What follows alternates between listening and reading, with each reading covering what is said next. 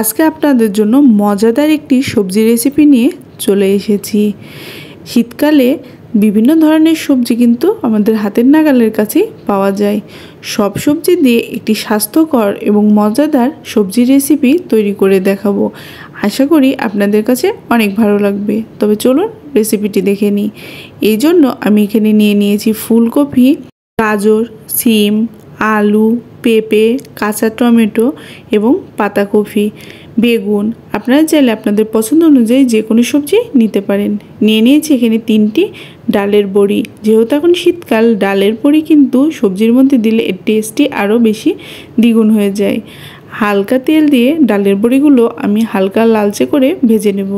এখানে কিন্তু বড়িগুলো বেশি লালচে করে ভাজা যাবে না, এতে করে ডালের বড়ির টেস্ট নষ্ট হয়ে যায়।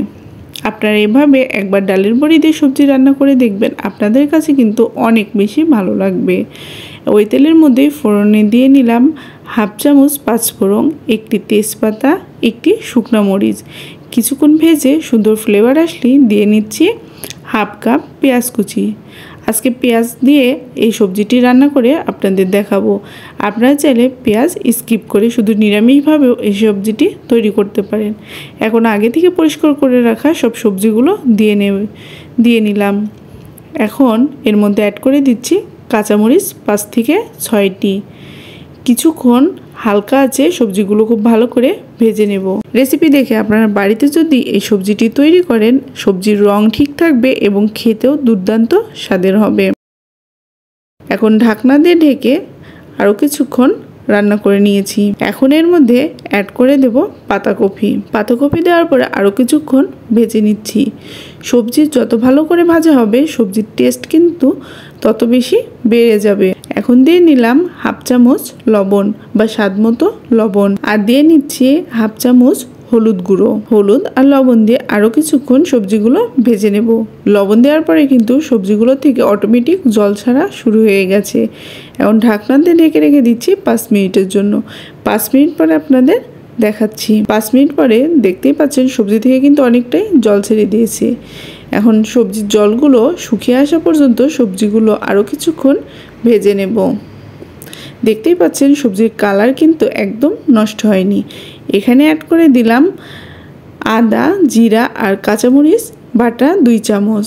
দিয়ে নিলাম 1/2 চামচ ধনিয়া গুঁড়ো। সবজি কিন্তু আমাদের শরীরের জন্য অত্যন্ত উপকারী, আর খুব অল্প মশলা দিয়ে এইভাবে যদি শীতকালীন সবজি বাড়িতে তৈরি করেন, বাচ্চা বড় সকলেই কিন্তু অনেক পছন্দ করবে। এখন মশলা দিয়ে আরও কিছুক্ষণ সবজিগুলো কষিয়ে নিচ্ছি। এখানে আরও কিছু সবজি আমি অ্যাড করব। কিছুক্ষণ কষিয়ে নিয়ে জল শুকিয়ে আসলে অ্যাড করে দিচ্ছি পালং শাক দেওয়ার পরে সবজির কালারটি কিন্তু আরও বেশি দারুণ চলে এসেছে। এখন সবজির সাথে পালং শাকগুলো কিছুক্ষণ ভেজে নেব।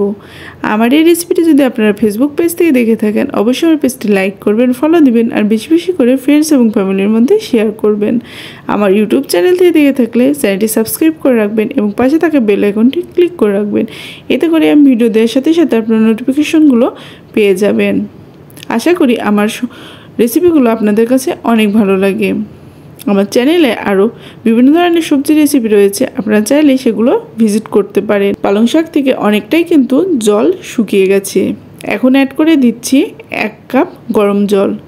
এখানে আমি গরম জল ব্যবহার করেছি। গরম জল ব্যবহার করলে সবজির রং এবং কালার একদম পারফেক্ট থাকে। আপনারা আপনাদের পরিমাণ অনুযায়ী এখানে ঝোল দিয়ে নিতে পারেন।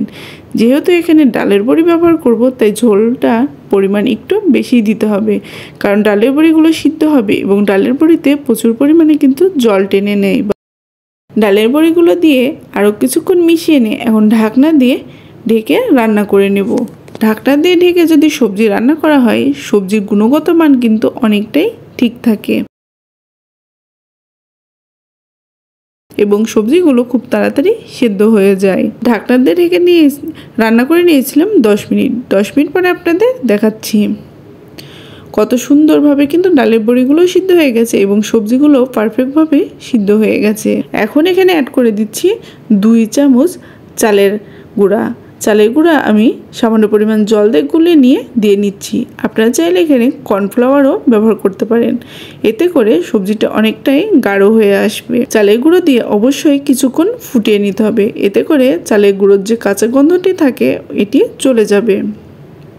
আশা করি আমার এই রেসিপিটি আপনাদের কাছে ভালো লেগেছে। এই রেসিপির পুরো উপকরণ আমি ডেসক্রিপশনে দিয়ে রাখবো, আপনারা চাইলে সেগুলো চেক আউট করে নিতে পারেন। আজকে এই পর্যন্তই, নতুন একটি রেসিপি নিয়ে হাজির হয়ে যাব। ততক্ষণ পর্যন্ত সবাই সুস্থ থাকবেন, ভালো থাকবেন। ধন্যবাদ সবাইকে। আমার পারফেক্ট শীতকালীন সবজি রেসিপি কিন্তু তৈরি হয়ে গেছে।